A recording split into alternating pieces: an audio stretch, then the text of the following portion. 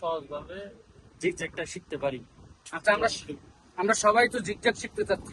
একদম সহজ টেকনিকে কিভাবে জিগজ্যাগ শেখা যায়, যে আপনি কয়েকবার প্র্যাকটিস করলেই কি করতে পারবেন, নিজে নিজে একা একা শিখতে পারবেন, মানে শিখার পরে একা একা পারবেন।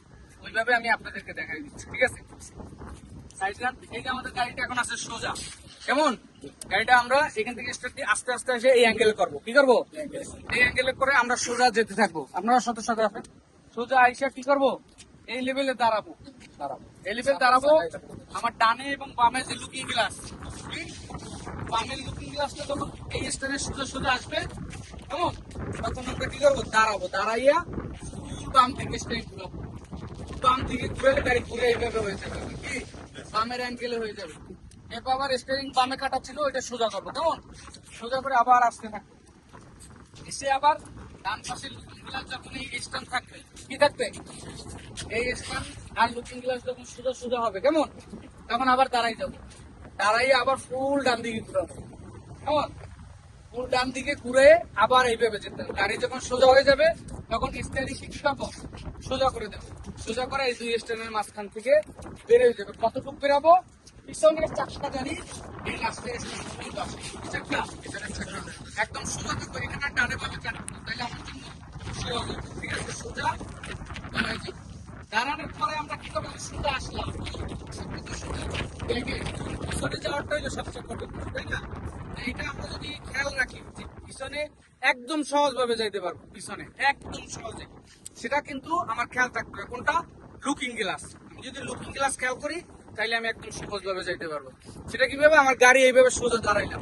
এখন আমি লুকিং গ্লাস, 2 নম্বর স্ট্যান্ড, কেমন, এই যে এই স্ট্যান্ডে কিন্তু 1 নম্বর স্ট্যান্ড। হ্যাঁ, তাহলে আমি 2 নম্বর স্ট্যান্ড আস্তে আস্তে যাবো, দেখে দেখে লুকিং গ্লাস দেখে দেখে যাবো। কিন্তু আমার স্ট্যান্ড টার্গেট থাকবে কি, স্ট্যান্ড থেকে গাড়ির বডি এক হাত ফাঁকা থাকবে, এবং ওই স্ট্যান্ড থেকে পিছনের চাকা, ওই স্ট্যান্ড থেকে 2 হাত আগে আমরা দাঁড়াবো। এই লেভেলে যেতে থাকবো। এখন এখানে একটা সমস্যা আছে। সমস্যা কি, আমার গাড়ি আমরা দেখি যে ডানে চাইপে গেছে, অথবা বেশি বামে চেপে গেছে, মানে ফাঁকাটা বেশি হয়ে গেছে, 1 হাতের জায়গায় 2 হাত হয়ে গেছে। তখন ঠিক আছে। যদি বামে ফাঁকা হয়ে যায় তাহলে গাড়ি ডাইনে চাপাইতে হবে। তখন আমরা কি করবো, স্টিয়ারিং কে ডান দিকে ঘুরাবো। কেমন?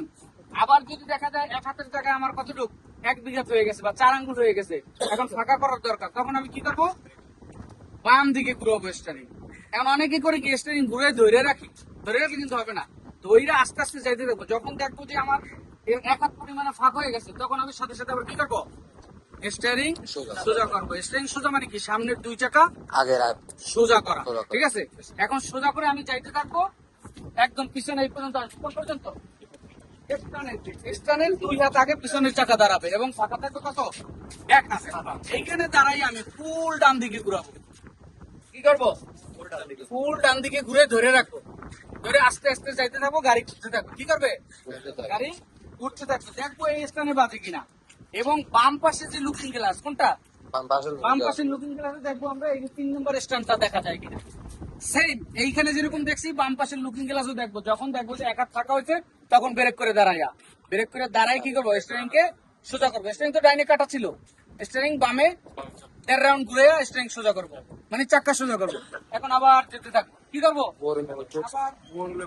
আবার কি করবো, এই যে পিছনের চাক্কা 2 হাত আগে দাঁড়াবো এবং ফাঁকা রাখতে হবে 1 হাত।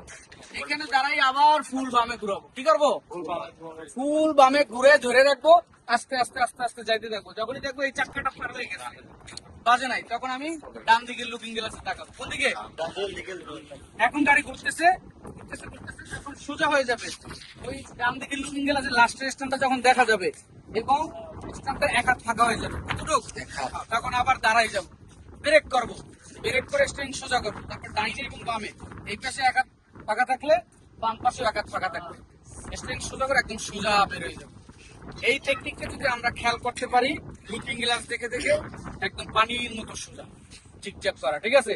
লাইসেন্সের পরীক্ষায় পাস করা কোনো ব্যাপারই না, যদি আপনি এই নলেজটা খেয়াল রাখতে পারেন যে ডাইনে কিভাবে যাবেন, বামে কিভাবে যাবেন। ঠিক আছে? এর চেয়ে কিন্তু সহজ উপায় আর নাই।